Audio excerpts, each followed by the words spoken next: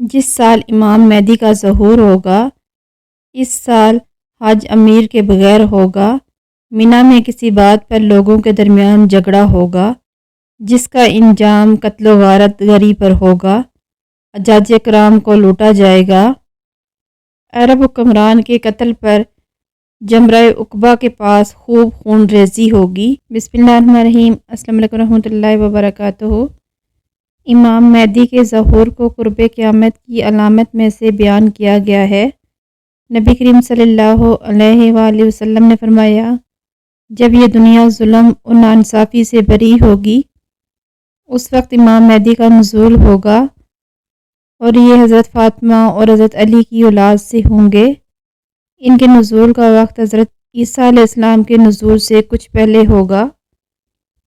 امام مہدی کی شناخت کے لیے ایک علامت یہ بھی ہے کہ ایک لشکر ان سے لڑنے کے لیے روانہ ہوگا اور وہ جب مکہ اور مدینہ کے درمیان پہنچے گا تو اس لشکر کو مقام بیدا میں زمین میں دسا دیا جائے گا۔ امام مہدی کا اصل نام محمد بن عبداللہ اور ان کی والدہ کا نام آمنہ ہوگا۔ امام مہدی ان کا لقب ہوگا۔ مدینہ منورہ میں پیدا ہوں گے، پھر مکہ تشریف لائیں گے تو لوگ ان کو پہچان کر مقام ابراہیم اور حجر اسود کے درمیان بیعت کریں گے۔ خلیفہ ہونے کے بعد روئے زمین کو امن اور انصاف سے بھر دیں گے۔ اصحاب کہف حضرت مہدی کے مددگار ہوں گے۔ امام مہدی ملک شام جا کر دجال کے لشکر سے جہاد و قتال کریں گے۔ اس وقت دجال کے ساتھ 70,000 یہودیوں کا لشکر ہوگا۔ ابو سعید خدری فرماتے ہیں کہ رسول کریم صلی اللہ علیہ وآلہ وسلم نے فرمایا کہ حضرت مہدی میری اولاد سے ہوں گے، روشن کشادہ پیشانی اور اونچی ناک والے، روئے زمین کو عدل و انصاف سے بھر دیں گے۔ جس طرح سے وہ ظلم و ستم سے بری ہوئی تھی وہ 7 برس تک زمین پر حکومت کریں گے۔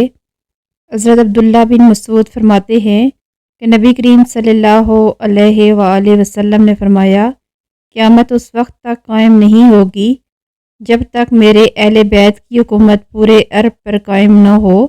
حضرت علی رضی اللہ تعالیٰ عنہ اہل بیت سے تھے، ان کی حکومت پورے عرب پر قائم نہیں ہوئی تھی کیونکہ شام اور مصر میں بغاوت چل رہی تھی۔ جس سال امام مہدی کا ظہور ہوگا اس سال حج امیر کے بغیر ہوگا۔ مینا میں کسی بات پر لوگوں کے درمیان جھگڑا ہوگا جس کا انجام قتل و غارت گری پر ہوگا۔ حجاج کرام کو لوٹا جائے گا۔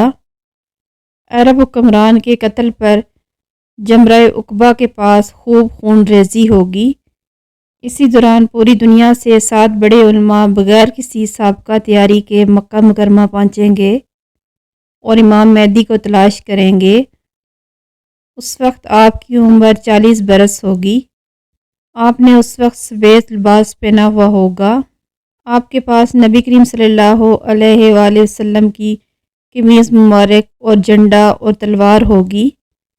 جب یہ علماء امام مہدی کو تلاش کرنے میں کامیاب ہو جائیں گے اور علامات اوصاف سے یہ کچھ زیادہ مشکل نہ ہوگا تو ان سے اپنی بیعت کی درخواست کریں گے۔